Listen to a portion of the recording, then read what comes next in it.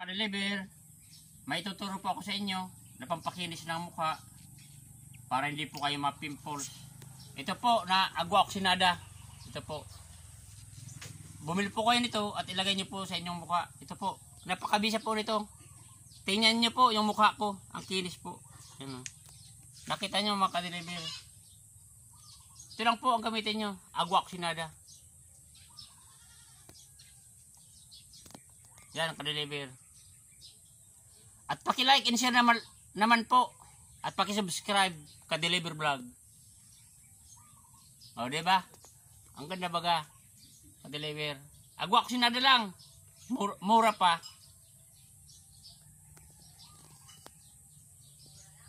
Mura na, barato pa.